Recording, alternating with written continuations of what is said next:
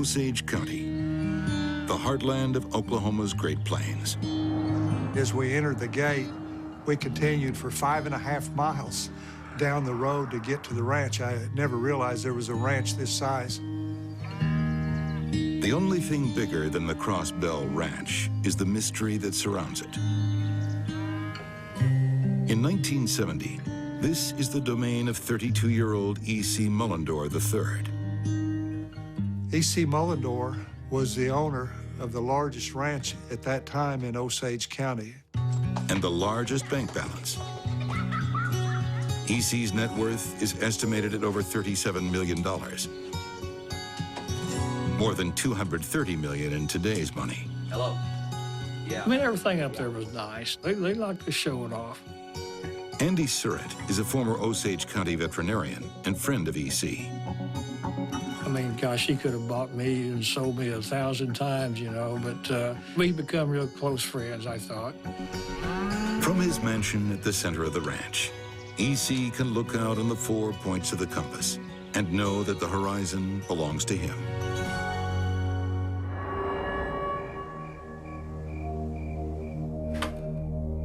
But on September 26, 1970, E.C.'s world suddenly closes in on him. Been a shooting at the Mullendore Ranch.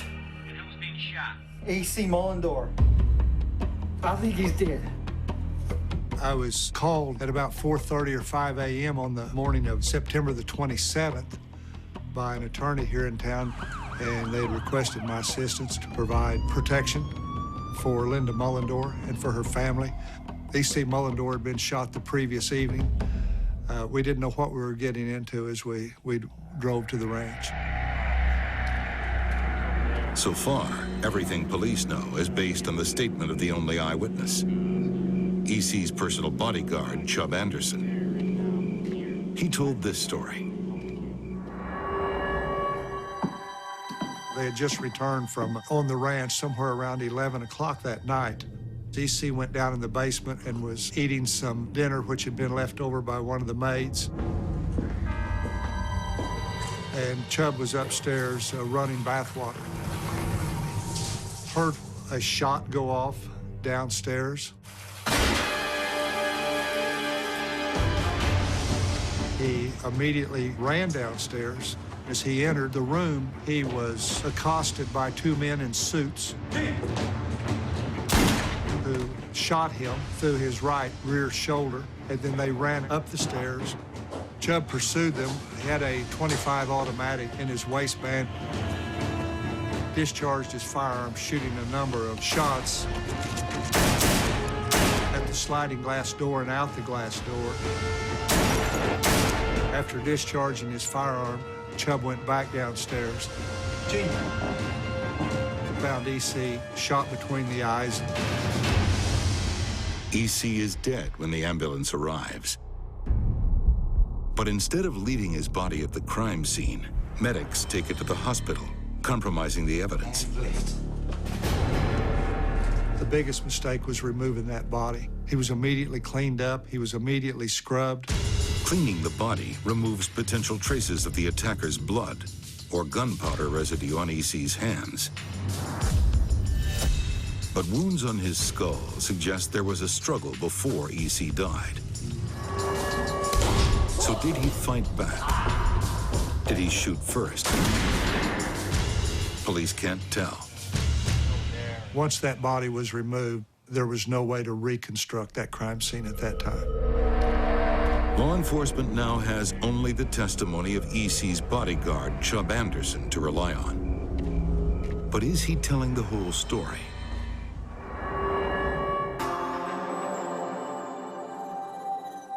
Chub could play the part of anything. I mean, he's a good actor. Chub would come into the office with E.C. a lot. They'd run together a lot. I think it's just the fact that E.C. liked somebody with him, somebody to talk to, confide in, and Chub was that person.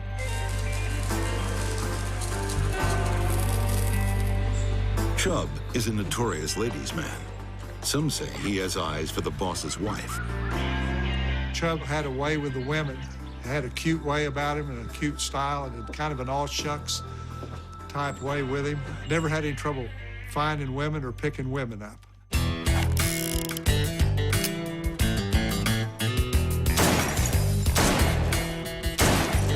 But Chubb is also every inch a man's man.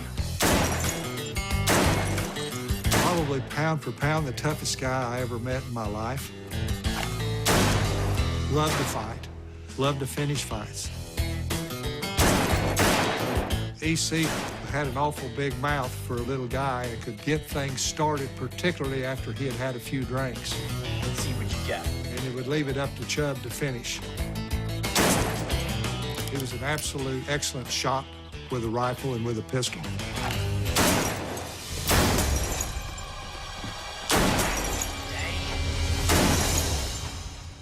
Some fine shooting, Chubb. Yeah, he was great. Fast, too. I don't know if he ever shot anybody, but I guess he would if he needed to. Can I get you a drink? It turns out that in the months leading up to the murder, EC had been doing business with some dangerous individuals. And if a fight started this time, it would take more than Chubb's fists to finish it. The problem is, E.C. Mullendore isn't alone in his dreams of building a vast empire, and he may have come up against a foe who feels no compunction to follow the code of the Wild West. Forget 10-gallon hats and cowboy boots. These gentlemen are all about custom suits and concrete shoes. There had been all sorts of unsavory characters on the ranch. There had been, quote, members of the mafia or syndicate from Kansas City on the ranch, people with criminal histories. Everyone was packing guns. EC has borrowed millions of dollars from what you might call alternative sources. What can I do for you boys? I have no payment, Mr. Mullendore. Barry. Chubb was very upset about all of these mafia-type characters on the ranch. I know. It's been a hell of a year with those cattle sales. The Cross Bell Ranch may be worth a fortune, but it's also mortgaged to the hilt. EC owes his various creditors over $12 million. I'll make the money as soon as I can. You will get your money. Believe me. Did the mob get tired of waiting? There were so many rumors flying around about these two men with suits on, led to a lot of speculation about a mafia hit. If it was a professional job, why didn't they finish off Chubb, too? It didn't make sense to me that these were two hitmen, why they would leave him alive after just assassinating E.C. Mullendore. Didn't make sense.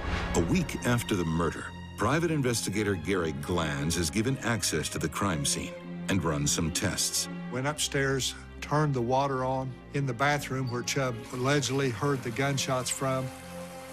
We discharged firearms in the basement with the water running. You couldn't hear gunshots coming from the basement with the water running. We turned the water off. You could only hear a faint pop, possibly like a book falling off of a shelf, but not like the discharge of a firearm. Glenn shares his information with police, who have their own ideas about what really happened. The theory by law enforcement was that E.C. had shot Chubb and that Chubb had taken the gun away from him and killed E.C. There was also some speculation that E.C. had committed suicide and that Chubb had covered it up. Police hear that prior to his death, E.C.'s marriage was on the rocks, and he'd been drinking heavily. Will you stay if I stop drinking? I'd visited with E.C. probably 10 days before his death, and he had a lot of problems. That's my last drink right there. With the possibility of losing his family. Come on, Linda. You can't leave me. Not now. It's not just the drinking. It's the people you bring here. It's you. Losing the ranch, probably. I'm doing this for the children.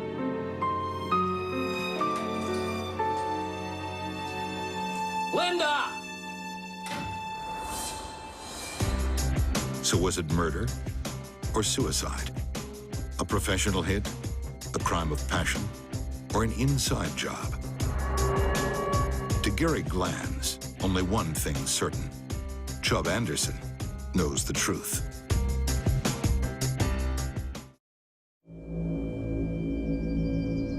Fall of 1970 in Osage County, Oklahoma. E.C. Mullendore III, scion of the most powerful ranching family in the county, is shot dead in his mansion. Gene. It was all over. I mean, newspapers, TV, radio, everything, you know, because it was an empire. There's been a shooting at the Mullendore Ranch. The only witness is E.C.'s friend and bodyguard, Chub Anderson, who says he was also shot by two unidentified attackers before he chased them away.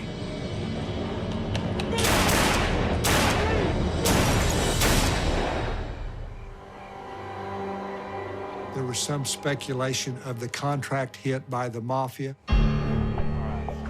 But parts of Chub's story don't add up. The police wonder whether rumors of marital breakdown could be linked to E.C.'s murder. Linda Mullendore had recently moved to Tulsa to get off the ranch with her family and to get out of the chaos and the turmoil that was going on the ranch at that time. That's my last drink right there. In the lead up to his death, E.C. and his wife Linda are fighting, and their marriage is falling apart. It's not just the drinking. It's the people you bring here. It's you. Come on. Linda says she wants a divorce and leaves E.C. alone in his mansion with only Chub to keep him company. So why does Linda leave? Is it E.C.'s drinking?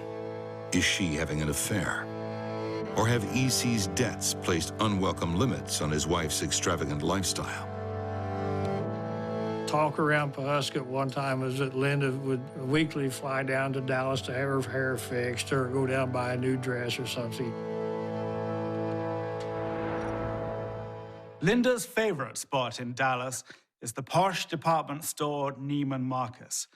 In one whirlwind visit, her purchases are said to include 13 pairs of shoes, a $5,000 mink coat, and a merry-go-round for the children. The final tally? More than $20,000 on the Mullendore account. But by mid-1970, E.C. is finding cash like that hard to come by. He's $12 million in debt, and with a $15 million life insurance policy, he's worth more dead than alive. With debt collectors at the door and divorce on the horizon, E.C. enters his final hours.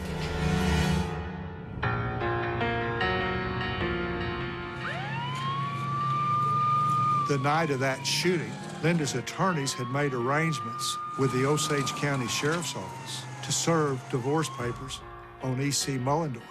And it's not just the sheriffs who are in on the plot. Chub had agreed to assist the Osage County Sheriff's Office in serving those papers. What the hell are you doing? Oh, no, the cops. I don't care. Step on it, Chub. No. Chub pulled over per the agreement. E.C. became very irate with Chub for pulling over. Drive! Come on! Chub sort of unnerved at that point, wanting to get E.C. served, but still having a loyalty to his boss, floorboarded that Chevrolet Chevelle. Chub would step on it. Let's go! They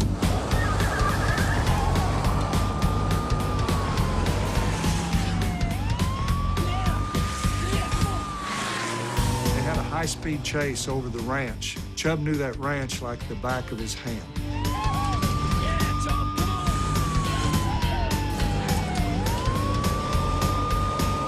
Needless to say, with all the dust and commotion, he outran that deputy sheriff. In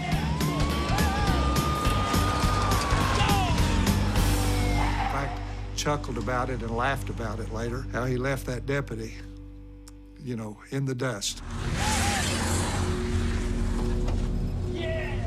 According to one theory, E.C. is furious that Chub conspired against him. And when they arrive back at the ranch, he lets Chub know about it. You betrayed me. You betrayed yourself when you got involved with those gangsters. Police believe EC may have shot Chubb in anger, causing Chubb to retaliate. But Chubb says that's not the way it went down.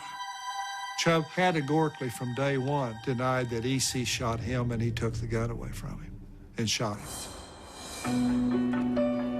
8 months after the shooting, private investigator Gary Glanz arranges to meet Chubb.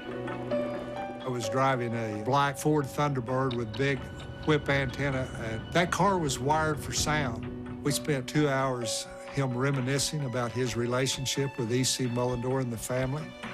I just want to know why everybody thinks I'm a guilty person. How much he loved him. But I liked him. I really lost one of the best friends I ever had. What happened after E.C.'s death and how it affected him. And I was still of the theory that he had disarmed E.C.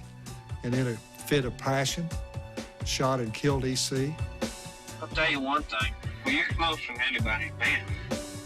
He said, if I ever think I'm gonna die, I want you to get there quick, because I'm gonna tell you what happened. After one further meeting, Glanz loses touch with Chubb, but continues to work for Linda Mullendore as she fights for EC's life insurance.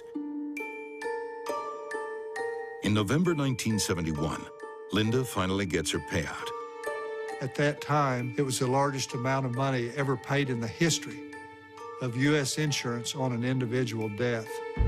Is that huge insurance payout why EC took a bullet? Folks have been killed for less. The only one who might know for sure is Chubb Anderson. And in 1972, he disappears.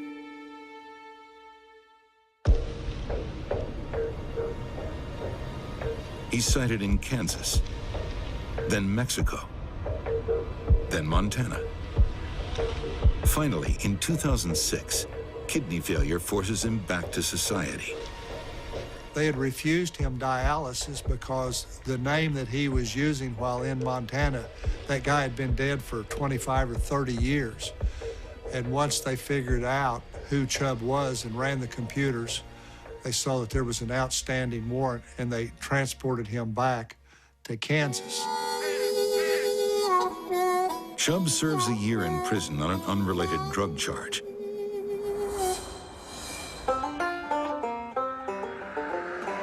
He's released in 2008. And in September of 2008, my phone rang one day here at the office. Chubb asks Gary Glanz to visit him at his apartment. It's been almost 40 years. Certainly, we had both aged up, wrinkled up, and I'm looking at a former shell of a man that I knew 38 years ago, and I'm sure he was too. Chubb knows he hasn't got long to live. You ever gonna tell me what really happened? Chubb began to confide in me about the shooting that night. It's like you said, Gary. Chubb admitted that he had lied to me originally on the night of the shooting, and he indicated that there was indeed a fight that night. A fight between E.C. and Chubb. It was a spontaneous fight. You guys ain't even think you're doing that, Chubb. You betrayed me. You betrayed yourself when you got involved with those gangsters. It was a fit of rage. It was a fight of passion. It was a brutal fight. He described not being able to knock E.C. out. That he was hitting him and that he wouldn't stay down. Chubb made a decision that he was going to end it that night, and he ended it. He stated if he hadn't ended it, he knew he was going to be looking over his shoulder for the rest of his life. But the biggest revelation is yet to come. There was another man there. What the sheriff and no one else knew, and what no one knew until Chubb told me, was that there was somebody else there the night of that shooting. They staged the crime scene. Chubb, he knew the only way his story would be believable was if he took a bullet. Do it. asked Chubb during that conversation. Chubb, you gotta tell me how it feels to know you're gonna take a bullet. And he said, Gary said, it'll make your ass pucker. In November 2010, just months after he confesses to Glanz, Chubb Anderson dies. I think Chubb wanted to clear this thing up before he went to his maker. I'm satisfied that Chubb told me the truth. I'm also satisfied that we have passed all this information along to the appropriate authorities, and now the ball is in their court. Chubb never confessed to law enforcement, which means, officially, the murder of E.C. Mullendore III remains unsolved. But there still may be one person who can end the mystery, the third man.